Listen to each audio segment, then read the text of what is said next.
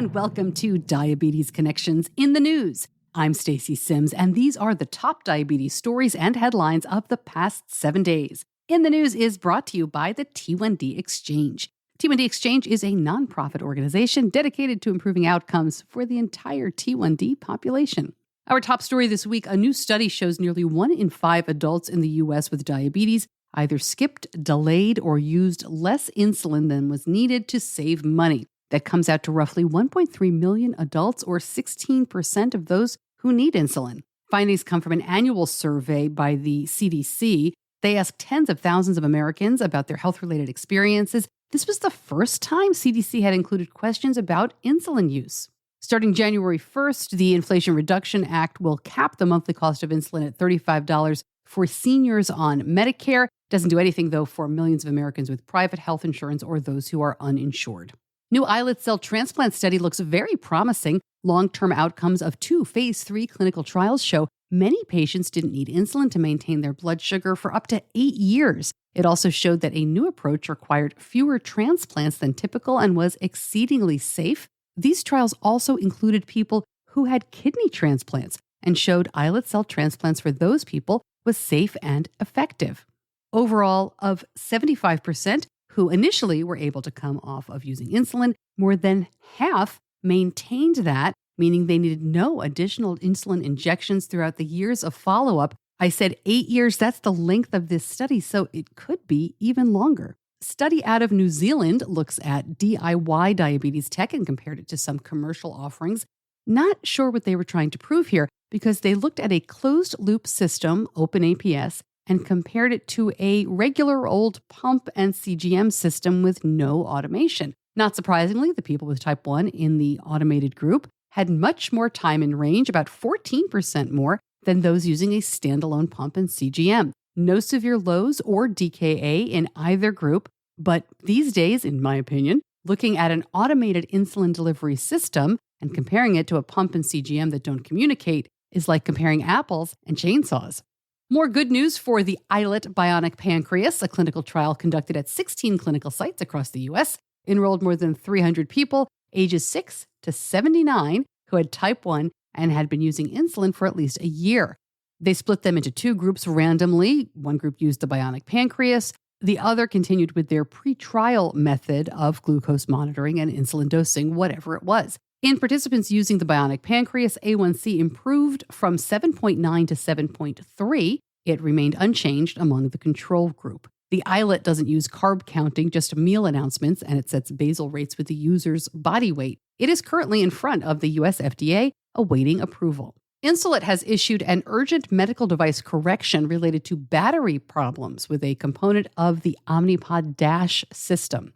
Insulet will replace the PDMs for all of its current Dash users globally. It received reports of some Dash users having battery problems, including the battery swelling, fluid leaking from the battery, and in rare cases, extreme overheating. Again, this is with the PDM device, the control device, not the pods themselves. We've got all the information linked up, and you can contact Insulet to learn more and get a replacement.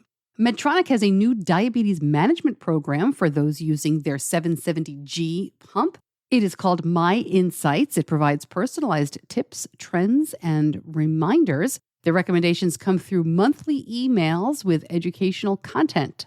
Medtronic says this goes beyond generalized tips. They are the first program, they say, to offer personalized suggestions using data from the integrated insulin pump system. Some countries are seeing shortages of Ozempic, a weekly injectable meant for people with diabetes, but that can be prescribed off-label for weight loss. Demand has gone way up since some TikTok and social media influencers have shared Ozempic as a weight loss drug. Diabetes groups, especially Australian advocacy groups, have advised doctors to limit prescribing the drug to just people with type 2 diabetes. Back to the news in just a moment, but first, the T1D Exchange is a research study conducted online over time. You have heard me talk about this. And I got a bunch of questions asking me what specifically does it do? Well, it was explained to me kind of like, on Facebook, sometimes you have polls or you're talking about what happened in your diabetes care or your child's diabetes care that day or that week.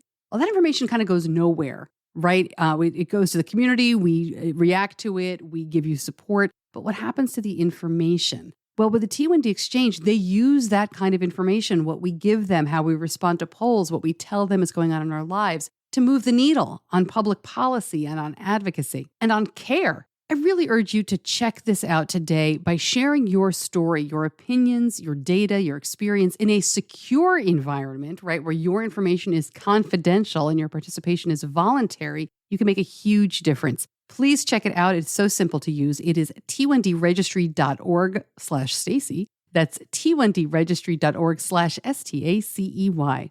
Back to the news, and new research shows an older drug for type 1 might help reduce the risk for dementia. People with diabetes are at higher risk of developing dementia and Alzheimer's disease. These researchers looked through 500,000 past medical records and found that an older class of type 2 diabetes medication known as glitazones helps reduce a person's dementia risk by 22%. These researchers say it's very promising, but they want to see more real-world study and also combine glitazones with other types of treatments. On the podcast next week, I am talking to Carrie Sparling. She is the author of Six Until Me, the book. Yes, she was the longtime author of Six Until Me, the blog, for many years, for 14 years. We're going to catch up and find out what she's been doing since she stopped writing the blog in 2019, why she wrote this book, and what's next. And this past episode is a look at teen retreats, why they work so well, what they talk about, and, what we can all learn from them. My guest on that episode was Patrick Murtis, who many of you may remember as one of the 50 in 50 guys. These were two guys who in 2019 climbed to the highest peak in every state, all 50 states, and they did it in 50 days. Well, Patrick is an amazing outdoorsman, but he is also our local camp and teen retreat guy. So I'm really excited that Patrick came on the show to talk about what we can all learn from these amazing camp leaders and teen retreats. It's pretty cool stuff. One more thing before I let you go. The pre-orders for Still the World's Worst Diabetes Mom are going out in just a couple of days. So if you ordered one, and there's still time to get your pre-order, but if you ordered one, it will be in the mail by Monday. It should be to you sometime next week. Very excited about that. The month of October, I do have a special. If you go to diabetes-connections.com, click on the shop tag. If you use the promo code SPOOKY, you can save $3 on any of the books in the shop. There's a bunch of free downloads as well. And then Still the World's Worst Diabetes Mom goes worldwide on Amazon and everywhere you get your books on November 1st. And that is in the news for this week. If you like it, please share it. Thanks so much for joining me, and I'll see you back here soon. Diabetes Connections is a production of Stacey Sims Media. All rights reserved, all wrongs avenged.